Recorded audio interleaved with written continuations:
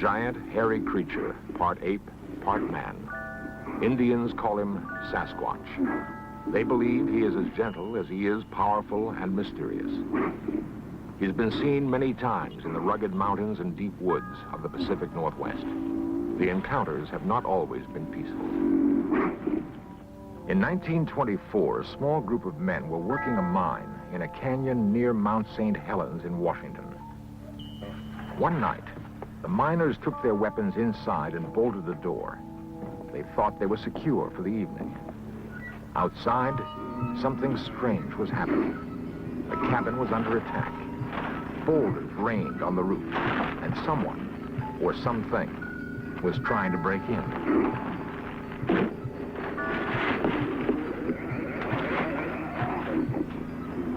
The miners later described their attackers as large, hairy apes. The siege lasted several hours.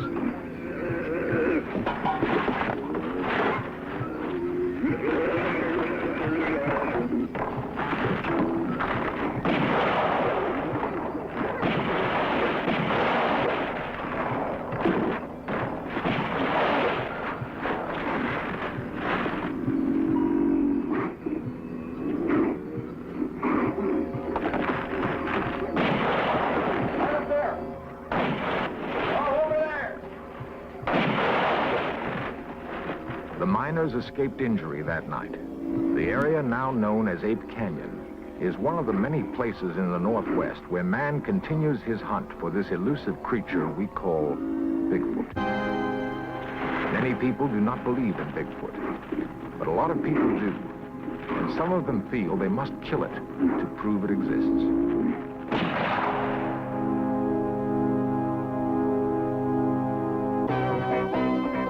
This series presents information based in part on theory and conjecture. The producer's purpose is to suggest some possible explanations, but not necessarily the only ones, to the mysteries we will examine.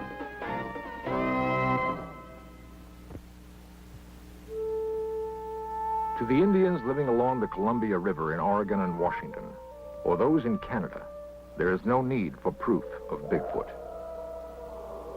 Sasquatch has been a part of Indian lore as long as they've inhabited this land. Some anthropologists believe that the creature could have come to the northwestern part of the United States along with the Indians, across a land bridge that once connected Siberia to Alaska. The newcomers to this country have seen Bigfoot in an area ranging from northern California to southwest British Columbia. To the Indian, Bigfoot carries a mystical significance. Sometimes it's difficult to tell where myth ends and reality begins. In our modern world of concrete and steel, we're far removed from the Indian lore of Bigfoot. It's hard to imagine any corner of our crowded world where a giant, man-like creature could roam free. Yet there's persuasive evidence that Bigfoot is real, and that urban man may be close to his first meeting with this living legend. It is felt by some scientists that Bigfoot falls somewhere in this progressive chart of man, a giant hominid related to but not like modern man. According to this theory, Bigfoot would have pursued a course of evolution separate but parallel to his human cousins. Dr. Grover Krantz is an anthropologist at Washington State University. Its locomotion is the human design, so we know it's probably our closest living relative. But in terms of anything mental characteristics, no, it's not human. So it is a mixture of ape and human characteristics, and if you want to call that a missing link, that's fine. Now, this is a cast of a jawbone of something that I think is actually the Sasquatch. This is a jaw that's anatomically in between human and ape in its teeth, but it's much larger than any living ape, much larger than a gorilla, for instance. These are known from fossils about 1 million years old in China, and it has been named Gigantopithecus, and it has approximately the characteristics that our Sasquatch has, so I'm inclined to think that this species just simply is continuing today. The most convincing visual evidence of Bigfoot is a film taken by Roger Patterson in Northern California. Dr. Krantz believes it to be authentic. I've examined the film many times, watching it forward, backwards, stop frame, measured, and everything. And all of the anatomy of the creature is perfectly consistent. It just simply does not fit with a man wearing a suit. In fact, a suit of that size, we can establish exactly how big it is. There's no way a man could fit into it. The shoulders and chest are simply too wide.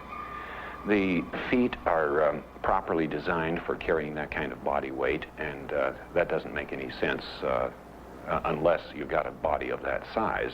And Patterson could not have faked any of this stuff. I talked to him about some of the things I saw, and he didn't even understand what I was talking about. Reports of Bigfoot sightings in the Northwest go all the way back to 1811. There have been some in other parts of the United States, but most have come in the area from Northern California to British Columbia. In 1882, a British Columbia newspaper published the story of railroad workers who saw and captured a creature they called Jacko. No one seems to know what happened to that creature, but the hunt for others has brought headlines all across the United States. There have been an estimated 2,000 reported sightings of Bigfoot. Half of those are considered fakes.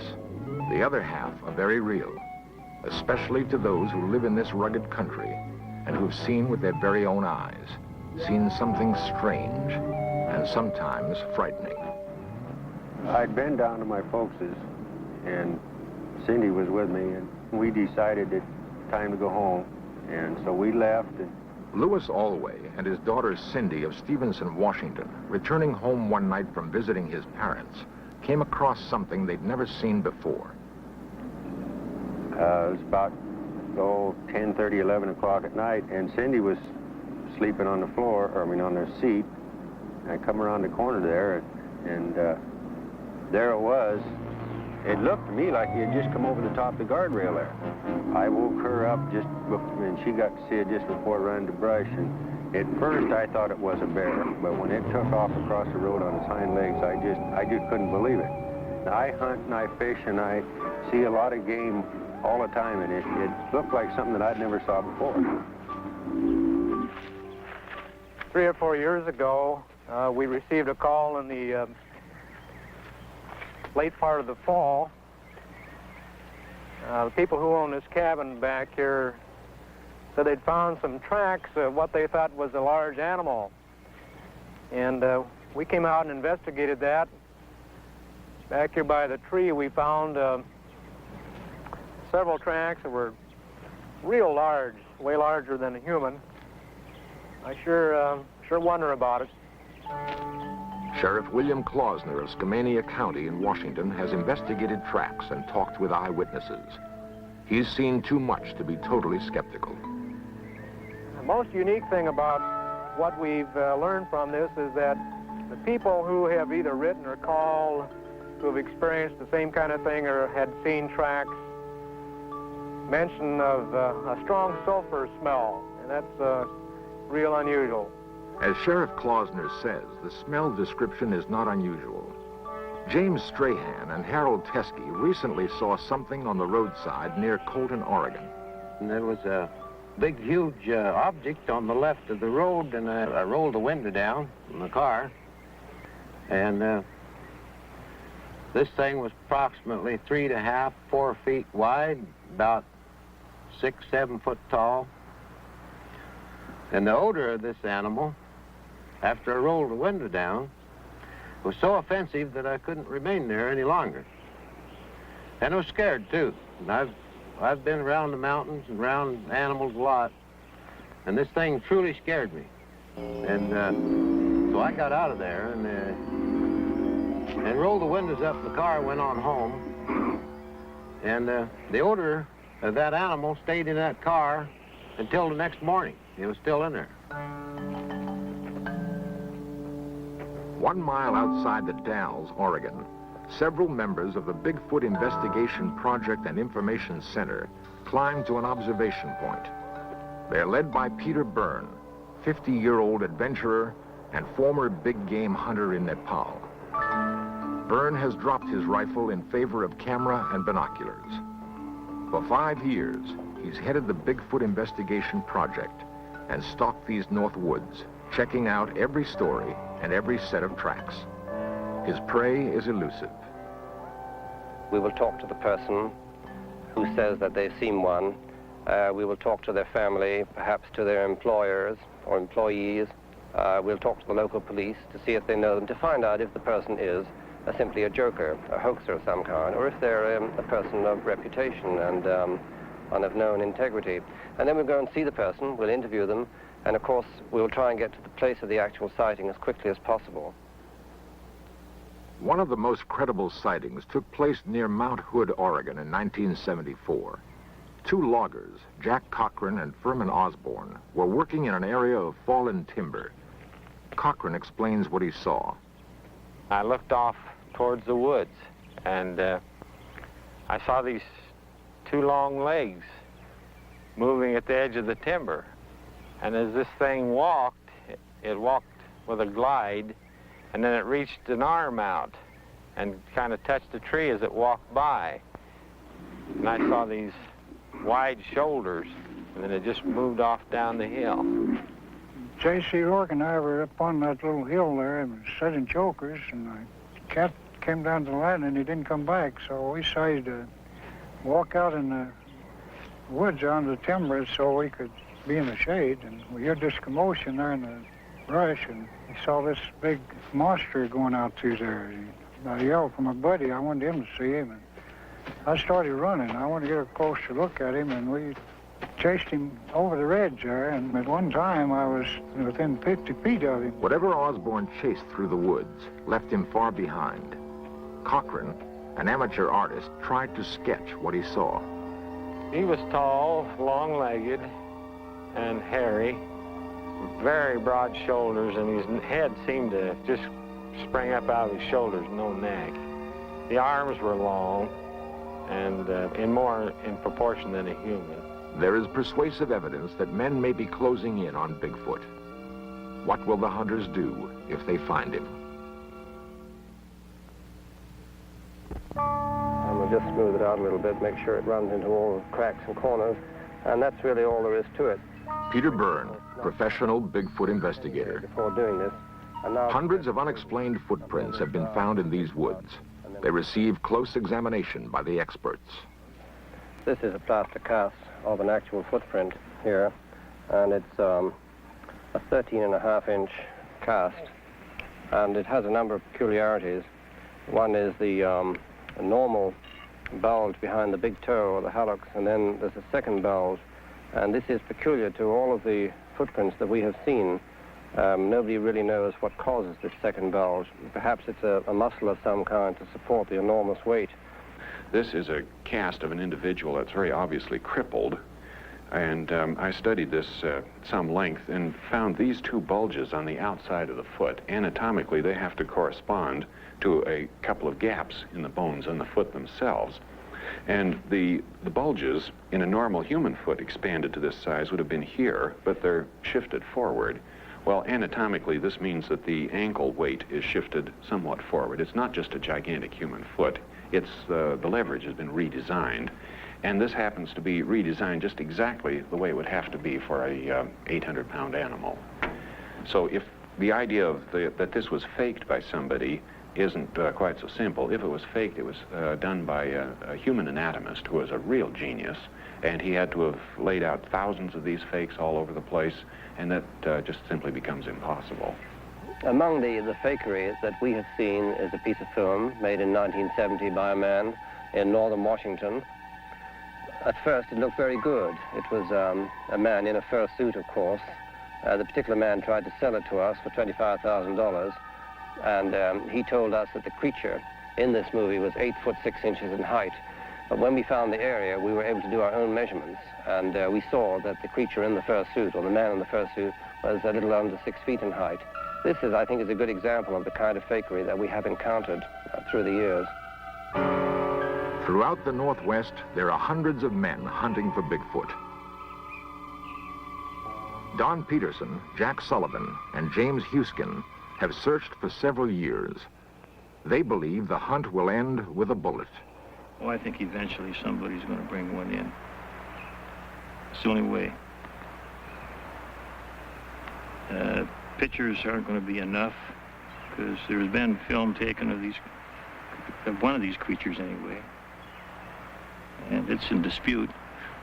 Like Jim said if we take a bunch of pictures, they're going to be under dispute. And if you can shoot one animal, you might be able to save the rest of them from everybody else from shooting them too. And that sets up a conflict among Bigfoot hunters. Does it have to be killed to prove it exists?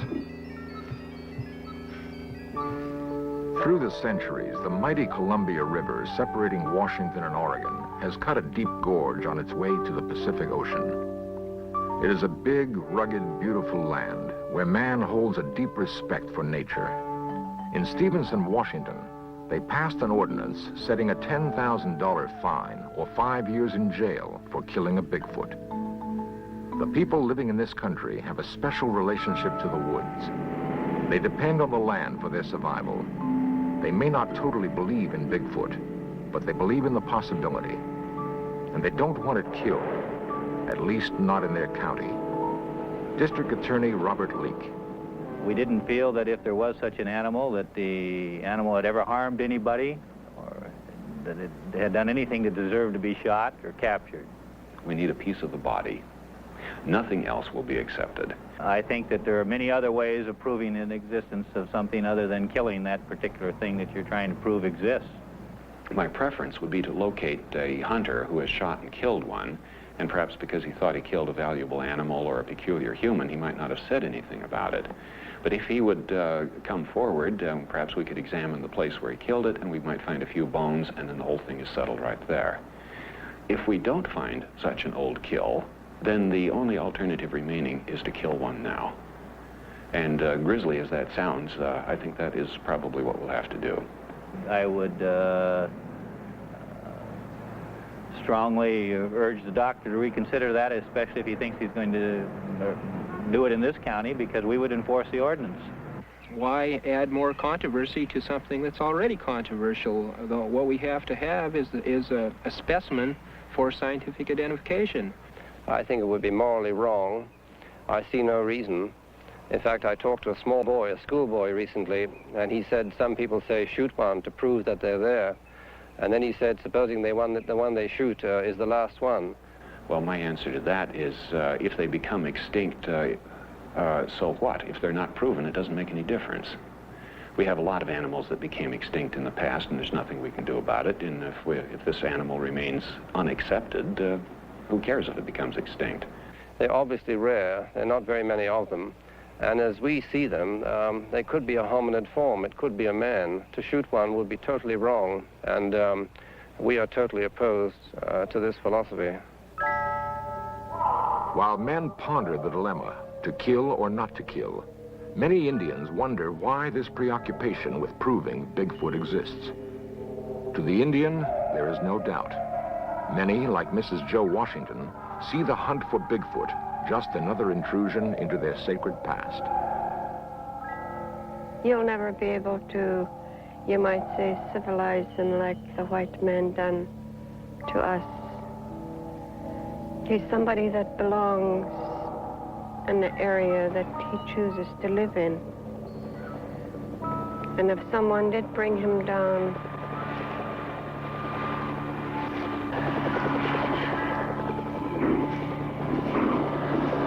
he'd never adapt to your way or even mine, because his way of life is entirely different from ours, mine and yours. And I always felt so bad when I hear of Sasquatch hunters that say they're going to photograph this man, or most of them refer to him as an animal.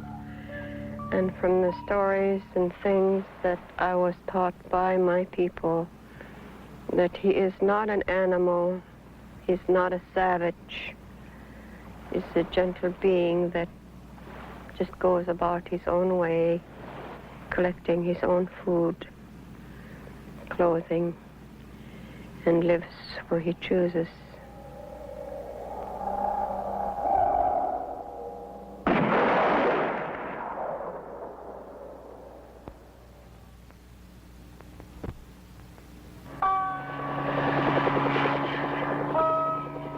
Man, with his ingenuity and machinery, continues to stalk this creature. creature described by the Indians as a gentle being, wanting to live in peace in his own habitat. A creature some scientists believe is a link to centuries long past. The gorilla is mentioned in Greek mythology going back hundreds and hundreds of years, and yet it was not discovered until the late 18th century. And the subspecies, the mountain gorilla, was not identified until early 1900. And there are other examples. The fossil fish that was discovered in the Indian Ocean only a few years ago, believed to be extinct for 80 million years. This is the coelacanth, and now it's known to still live off the coast of Africa. Is that the case with Bigfoot? Is this creature really a relative of the Gigantopithecus, a primate that lived over 1 million years ago in China? The land lends itself to hide such a creature. There is food for it to survive. It does not need man. But it may have to die at the hands of man to prove to him that there is such a thing called Bigfoot. If we assume that Bigfoot is real and that men are closing in on this seemingly gentle monster, then we must prepare for that first meeting.